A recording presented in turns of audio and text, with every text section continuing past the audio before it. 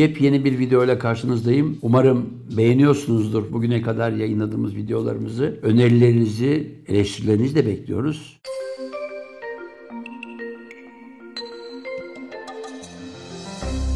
Bugünkü konumuz Uzak Doğu. Uzak Doğu'nun yoksul ülkelerinden biri Burma. Burma malum son dönemlerde Arakan Müslümanlarının çektiği ızdırap, Rohingyalı Müslümanların Bengaldeş'teki mültecilik hayatı ve onlara yapılan, yine dünyanın göz önünde yapılan haksızlıklarla gündemde ama benim Burma'da yaşadığım uzun boyunlu kadınlar diyarı. Kadınların boyunları uzun, bildiğimiz uzunluk değil ama. Bu çocuk yaşta geçirilen halkalar sonucu ortaya çıkan bir uzun boyunluluk. Peki bunlar nasıl yaşıyorlar? Efendim bunların yaşadığı yer o zamanlar işte Myanmar, geçmiş dönemdeki adı Birmanya veya Burma olan bu ülke küçük bir ülke. Nüfusunun %90'ı Budist, %10'u Müslüman. Bu ülkenin bir noktasında bir köy. O köye gittik. Bayağı 3 günlük bir yolculuk üstelik. O köyde insanların, kadınların hepsi 5-6 yaşlarından itibaren boyunlarına bir halka geçiriyorlar. Bu halka 3 parçalı olabiliyor. Yaşa göre değişiyor. Nice. Oh, I drink.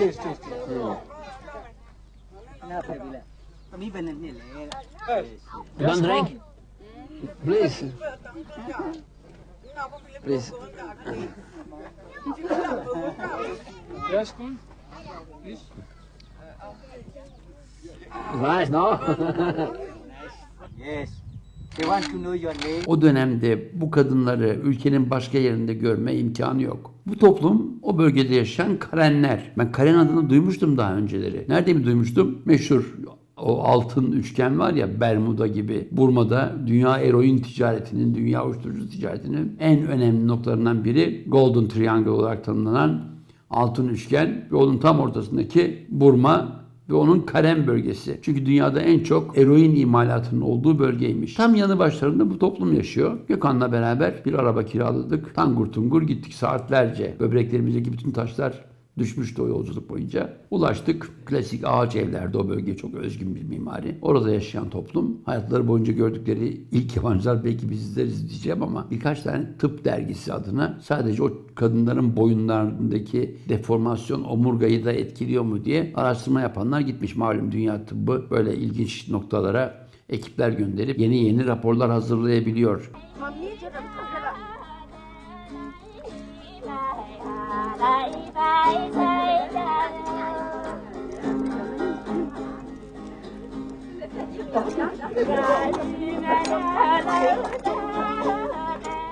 Onlarla bir ilginç 2 gün geçirdik. Burası Burma'nın Kenya bölgesi. Tayland sınırına oldukça yakın bir bölge burası.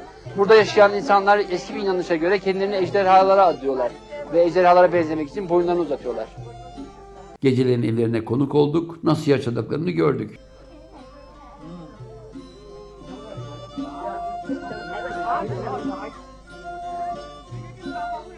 Antropologların zürafa kadınlar diye adlandırdıkları Kayen kadınları aslında kendilerini ejderhanın kızları olarak niteliyorlar.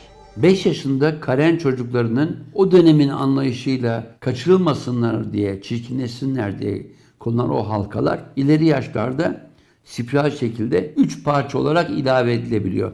Tabii daha öteye gidilemiyor çünkü deformasyon ciddi sağlık sorunlarına yol açabiliyor. Bunların çıkarılmaları, temizlenmeleri çok önemli ama geceleyin yatarken de çok basit değil çıkarmak. Boyun altlarına bir destek koyuyorlar. Çocuk yaşta başlayan bu eziyet sonraki dönemlerde gördüm. Üstelik Tayland'da gördüm.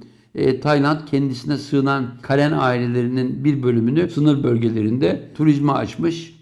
Turizme adeta bu insanlar malzeme olmuş durumdalar. Ama ilginçtir. Bütün bunların medikal alanında, sağlık açısından getirdikleri deformasyonlar bazı bilim adamları tarafından kayıt altına alınmış. Acaba deformasyon omurganın neresine kadar devam ediyor diye bakılmış. 3 parça takıldığı zaman sağlıksal herhangi bir sorun yok. Zaman zaman da bunların ilginçliklerine tanık olmuş insanoğlu. Bazıları halkaları satmak zorunda kalmış, parasızmış. Boynu aynen duruyor ama halka çıkarıldığı için o çıkarılma döneminde bayağı ciddi bir destek almış. Bu bayan da 45 yaşında 15 sene önce parasız kaldığı için boyun halkalarını satmak zorunda kalmış. Yaklaşık 5 sene boyunca boynunu özel bir kızak sistemiyle korunmuş. Aksi halde kırılıyormuş boynu. Diğerlerinden farkı biraz daha kısa boyun olması. Efendim az önce belirttiğim gibi boyun uzamıyor aslında. O halkalar omurgaya baskı yapıp boynu yukarı doğru çıkartılıyor.